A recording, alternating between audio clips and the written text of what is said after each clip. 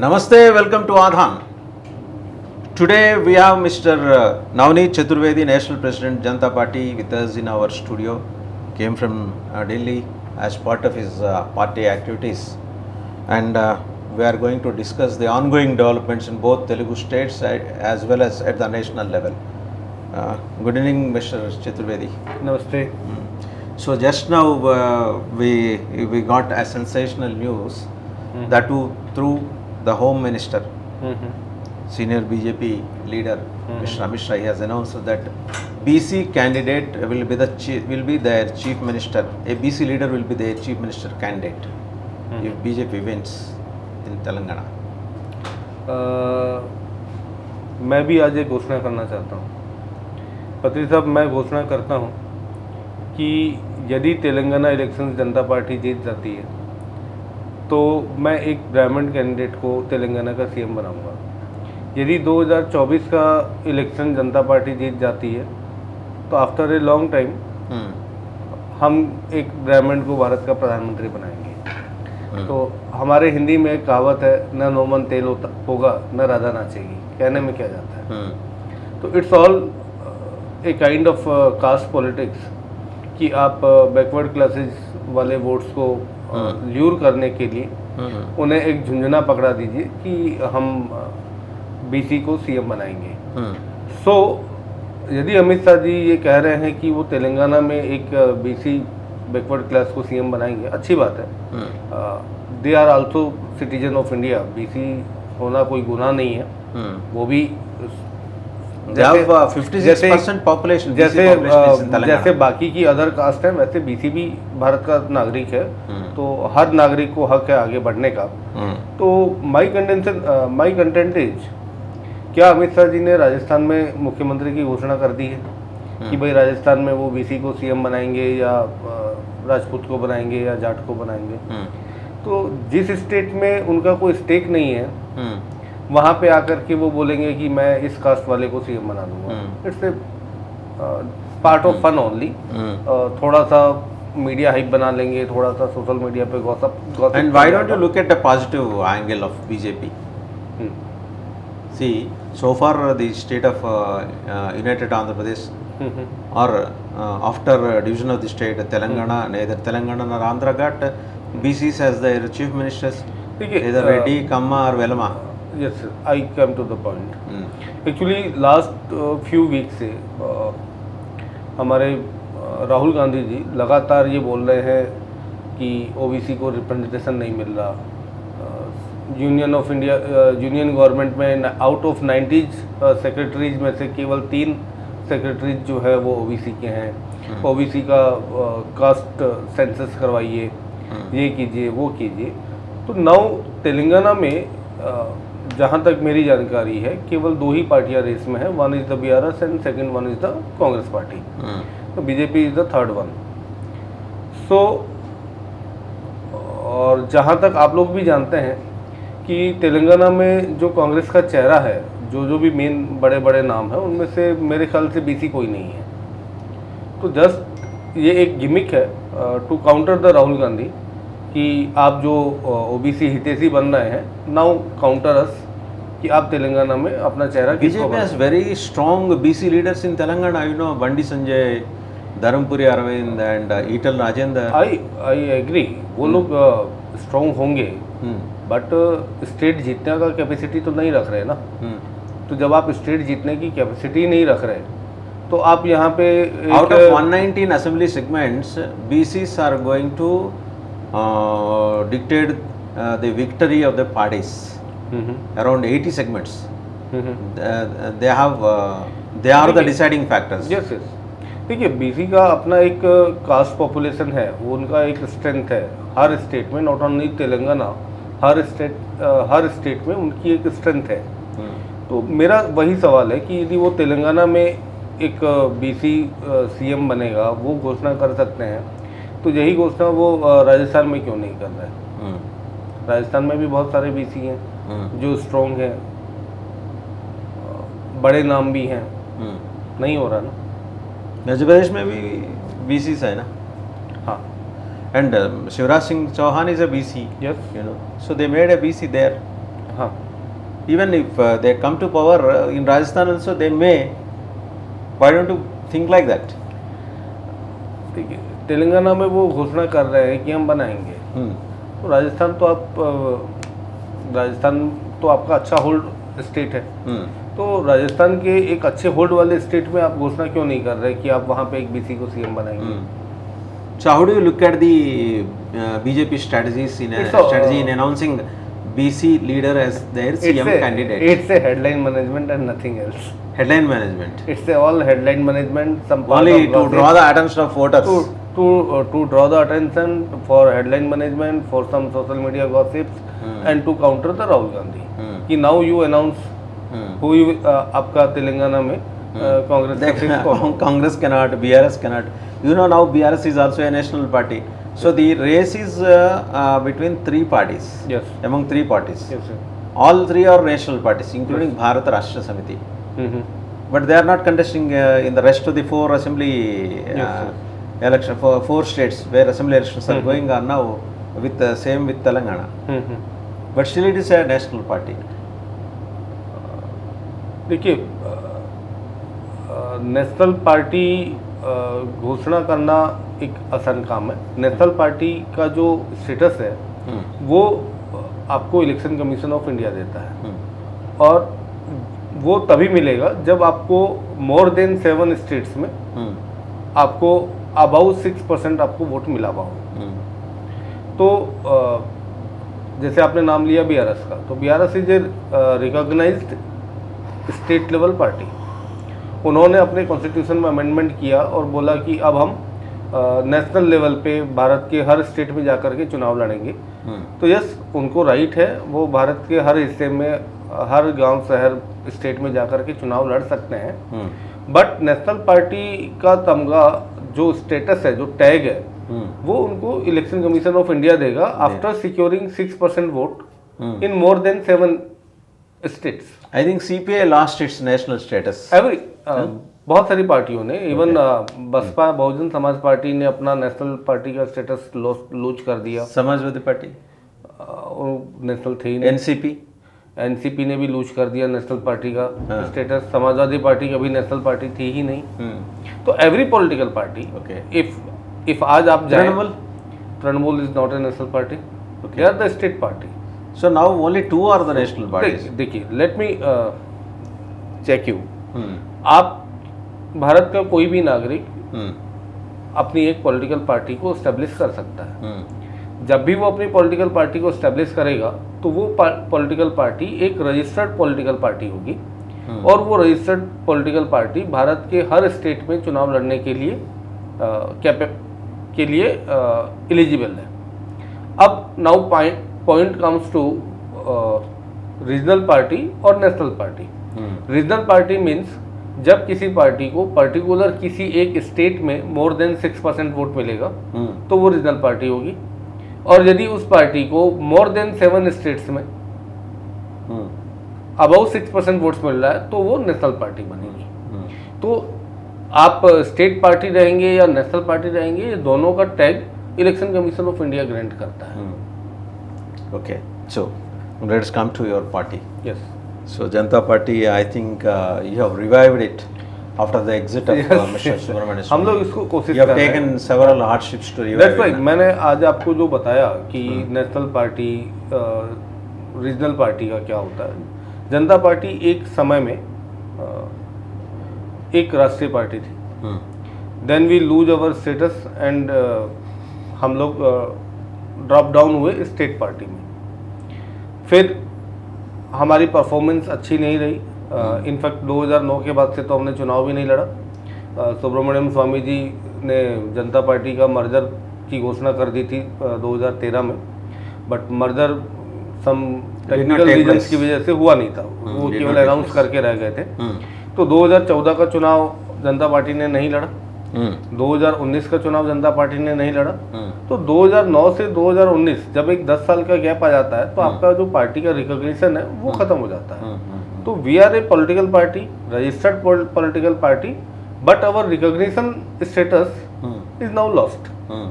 तो अब यदि हमें राष्ट्रीय पार्टी बनना है तो हमें कोई आपने रोक नहीं लड़ाई रहा। शुरू किया ना, लीगल Yes. बैटल।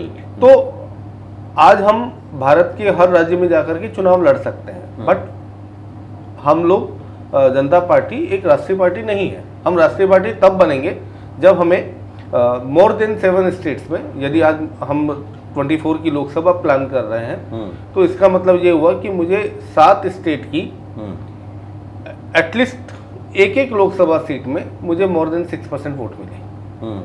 तो यदि मैं 7 स्टेट में जाकर के हर स्टेट से एक ना, चुनाव भी जीतना है। देखिए, चुनाव जीतना is not important. Securing 7% vote Securing is important. securing 6% vote is important Important in 7 states. in 7 states. Seven different states. states. In 7 different Lok Sabha segments. Yes. तो दिस इज द एग्रीमेंट। तो BRS के लिए और या TMC के लिए या किसी भी पार्टी के लिए एक साथ एक ही लोकसभा चुनाव में, चाहे आप मर्जी है जितना पैसा लेकर के आ जाइए, आप 6% मोर देन 6% वोट आप नहीं ला सकते।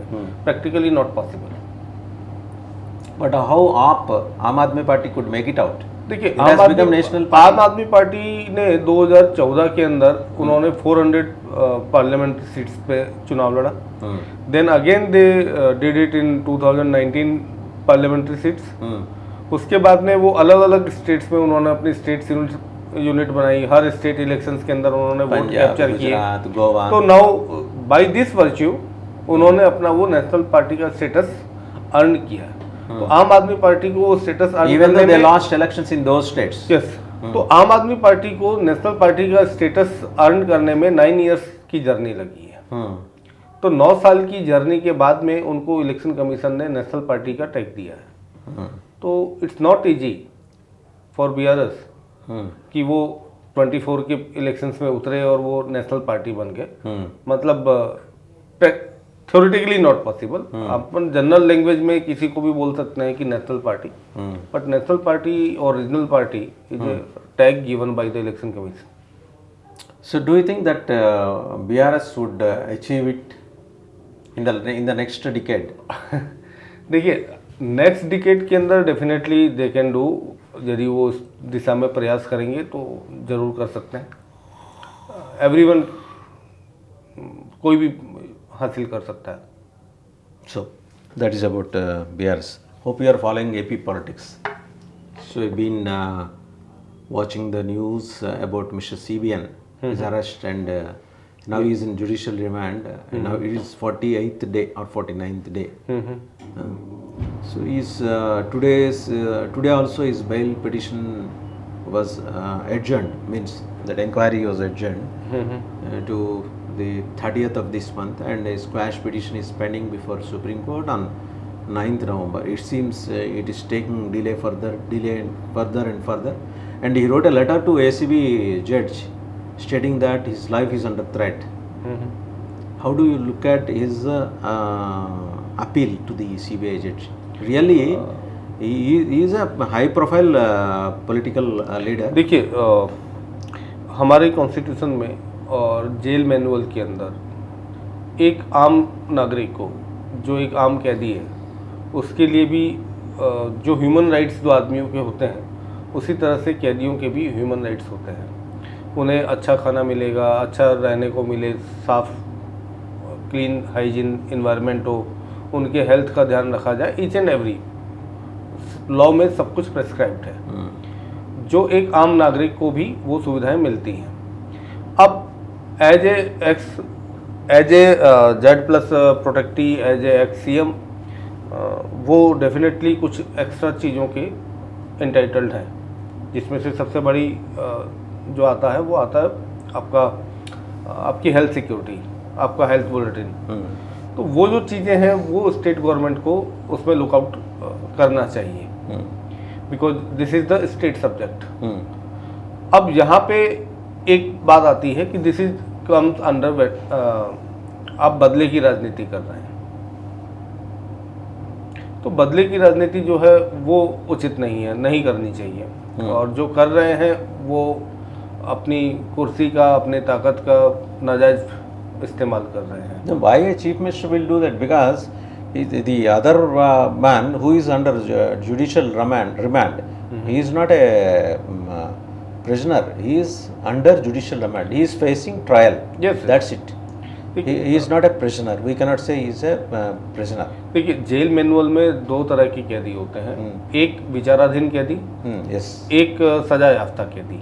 तो चाहे आप विचाराधीन कैदी हो चाहे आप सजा याफ्ता कैदी हो, आपके राइट्स इक्वल हैं। Got it? विचाराधीन कैदी को कभी भी जमानत मिल सकती है, वो कभी भी एक्विटल हो सकता है, वो कभी भी बाहर जा सकता है। सजा याफ्ता का मतलब कि इसको कोर्ट ने सजा डिक्लेयर कर दी है। तो दोनों की राइट्स बराबर हैं, दोनों को इक्वल ट्रीटमेंट जेल मैनुअल के अकॉर्डिंग दिया जाता है। और जेल मैनुअल ये कहता है कि हर कैदी, चाहे वो विचाराधीन वाला हो चाहे वो सजा याफ्ता कैदी हो, उसका जो उसके बेसिक ह्यूमन राइट्स हैं कि भाई उसको हॉस्पिटल की सुविधाएं मिले, डॉक्टर की सुविधाएं मिले, दवाई की सुविधाएं मिले, अच्छा साफ पानी मिले, नहाने धोने को मिले, साफ कपड़े मिले, हवादार रहने का इंतजाम हो, ये सारी उनके ह्यूमन राइट्स के अंदर में आते हैं। उन्हें लाइब्रेरी की फैसिलिटी मिले, उन्हें लिखने पढ़ने की फैसिलिटी मिले, तो ये सारी चीज़ें comes under human right. So in that way, Mr. Naidu also was given all these facilities by the jail authorities. How come he say or he alleges that the fellow prisoner who is under remand, he is taking visuals through a pan camera? How prisoners will be allowed with that pan cameras? Look, corruption is a very big problem and issue in our country. तो corruption is everywhere. हमारी जो jail है और जो हमारी jail की security है, भाई वहाँ पे जो कर्मचारी काम कर रहे हैं वो कोई अमेरिका से तो नहीं आ रहे हैं ना, है तो हमारे यहाँ के ही। तो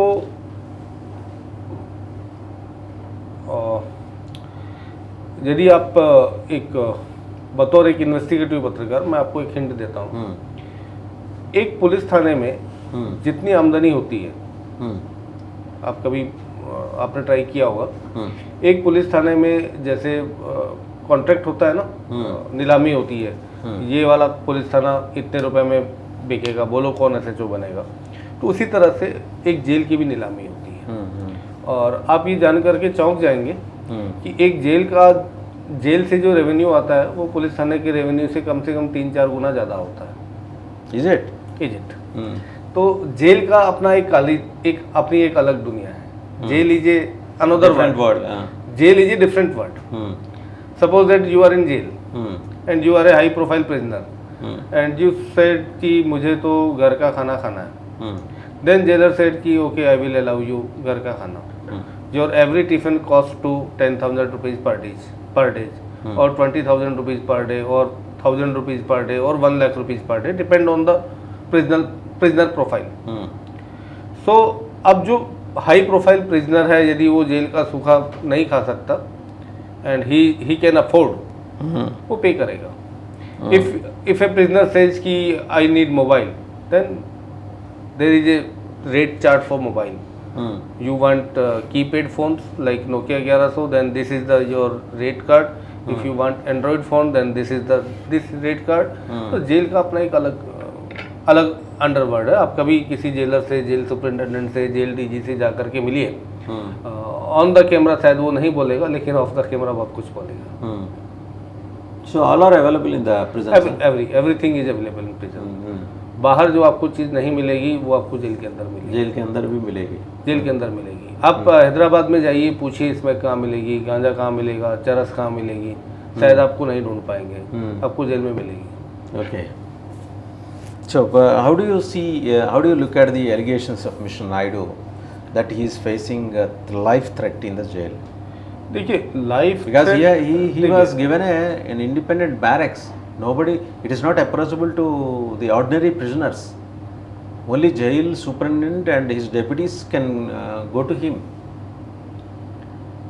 देखिए जब अपन वीआईपी सिक्योरिटी में आते हैं, तो वीआईपी सिक्योरिटीज में जो वीआईपी को जो डेंजर बताया जाता है, उसमें कई तरह के डेंजर्स के उनके पॉइंट्स होते हैं। एक जो वीआईपी है और एक जो हाई प्रोफाइल है, उसका लाइफ स्टाइल कई सालों से इस तरह का बन चुका होता है कि वो सर्दी गर्मी बरसात में बियर करने वाली रफ एंड टफ बॉडी नहीं है। वो आराम से एसी कमरों में बैठने का आदी है। तो जो एसी कमरों में बैठने का आदी है, अब आप उसको यदि बिना एसी रूम के अंदर बैठा देंगे, बिना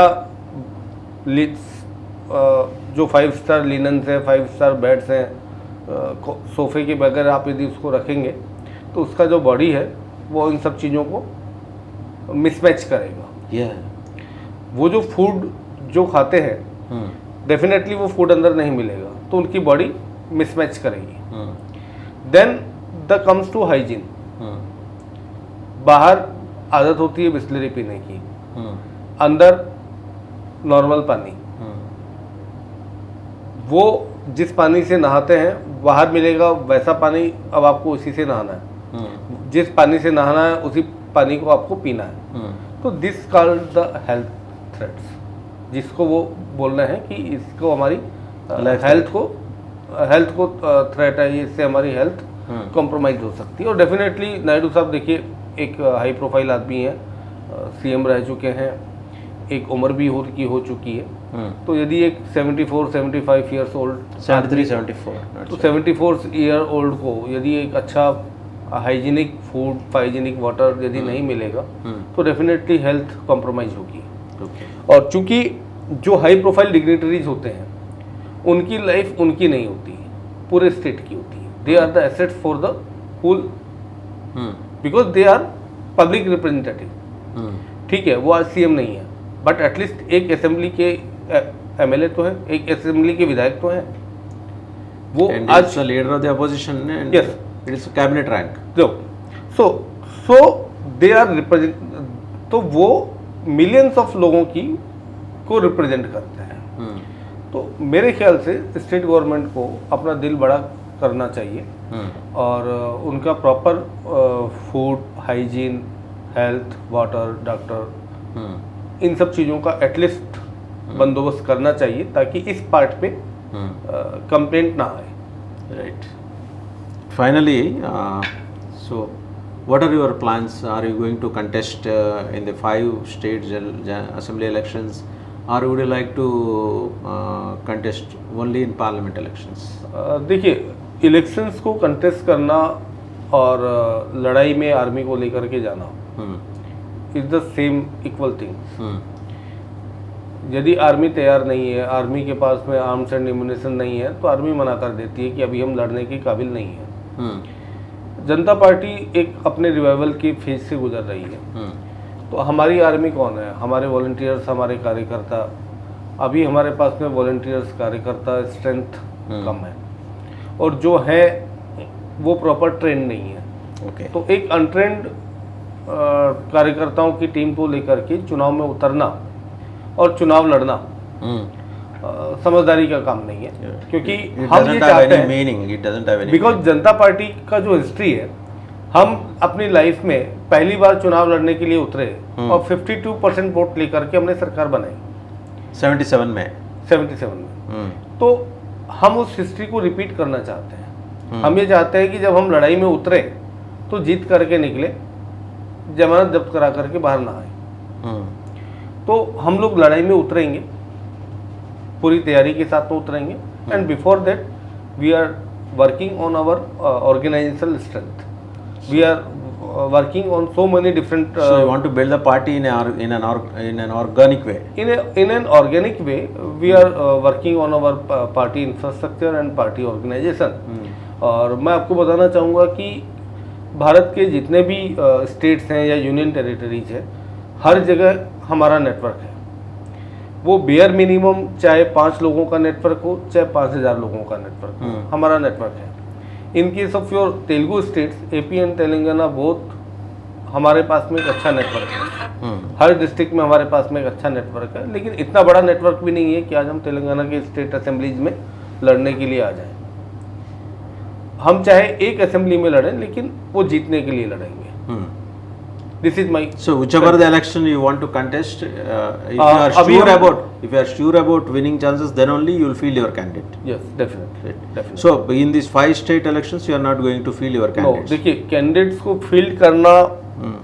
आज किसी कैंडिडेट को टिकट नहीं मिली Hmm. There are lot of peoples approaching me Hmm. From Rajasthan from Madhya Pradesh from Chhattisgarh Hmm. Lot of peoples जिनको टिकट नहीं मिली वो last end of the day पे अप्रोच कर रहे हैं कि हमें जनता पार्टी की टिकट दे दो, हमें जनता पार्टी की टिकट दे दो।